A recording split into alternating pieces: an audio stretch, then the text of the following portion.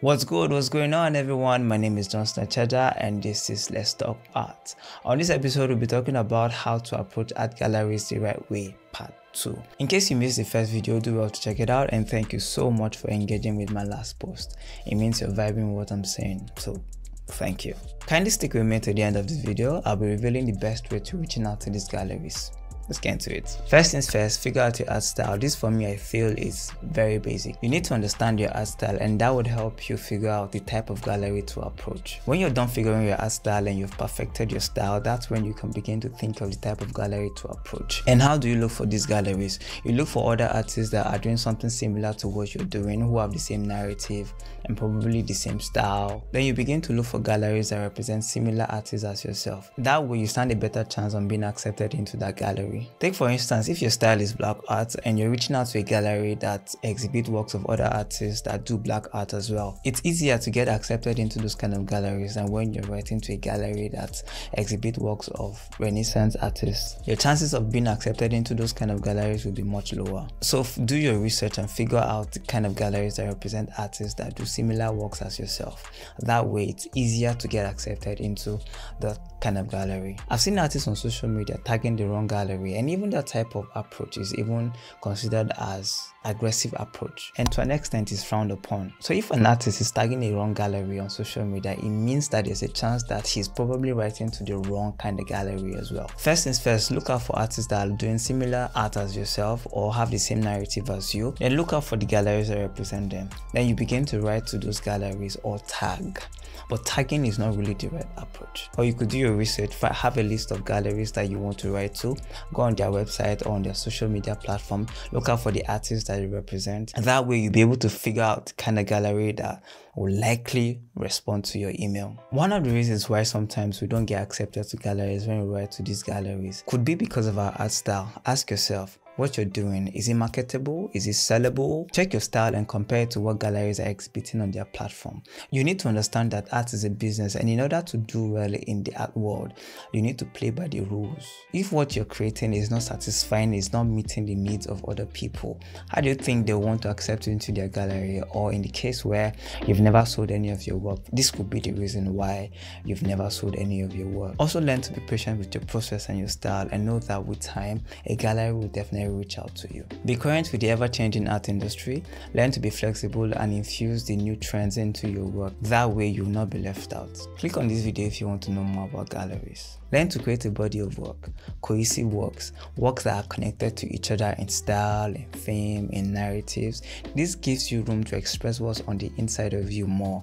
It's like using a body of work to express a narrative. It makes the picture clearer when you're explaining it to your audience. It makes you appear confident before a gallery, and trust me, galleries love when artists are able to confidently defend their works. But mind you, I said confidence, not arrogance, and don't look timid either. Use social media, especially Instagram, to strategically market yourself. I've had several exhibitions and art fairs in different countries, and all of these opportunities came from Instagram. So you need to learn to properly market yourself and sell yourself on social media. How you present yourself on social media matters. When galleries visit your page, what do they see? First impression matters. If your page is meant for your works, leave your personal life out of it.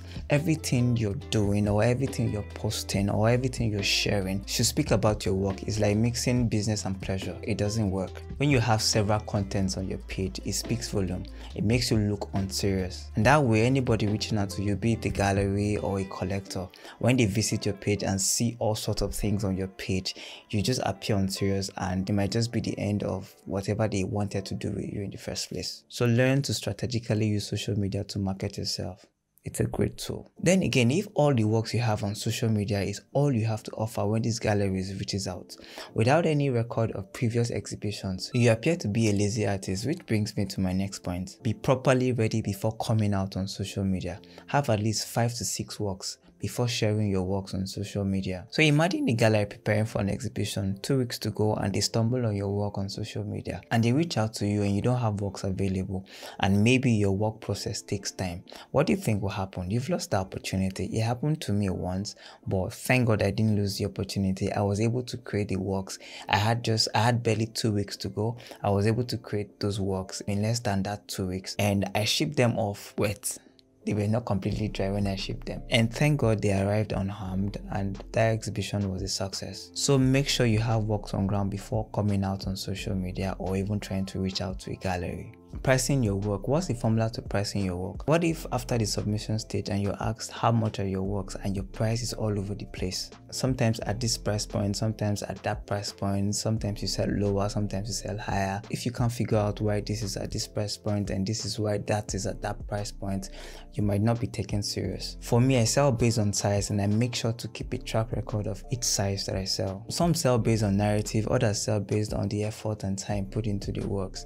But in all of my exhibitions, with all of the galleries that I've worked with, it's been based on size. You don't have to follow mine. Go online, look for formulas on how to price works and pick whichever one works best for you. Once you've developed a formula for pricing your works, make sure all the galleries representing you or selling your works are selling at the same price point. If they sell at different price point, it will definitely affect your market. Collectors have a way of figuring out the price of your works. I feel just like the artists have a community, so also the collectors have a community. I remember one time my work was bought by a good collection. Another collector that I talked with reached out to me with a picture of that work that I sold to that collection and told me that they told him that they just acquired my work. You think he won't ask how much they got my work? Obviously he would ask. And if he now wants to buy my works and then the gallery he reached out to is now telling him a different figure, you think he'll want to buy the work? He'll definitely reach out to other galleries that have my work and are selling at probably a lower price. Before you know it, my price begin to fluctuate like Nigerian electricity, and this can affect my market. So once you've developed a solid price point and all the galleries holding your works are selling at the same price point, you can now gradually begin to increase your price depending on how well your market is doing. And then for the main point, the best way to contact the gallery is through email. Yes, it's through email. Don't tag them on social media. It's not really advisable.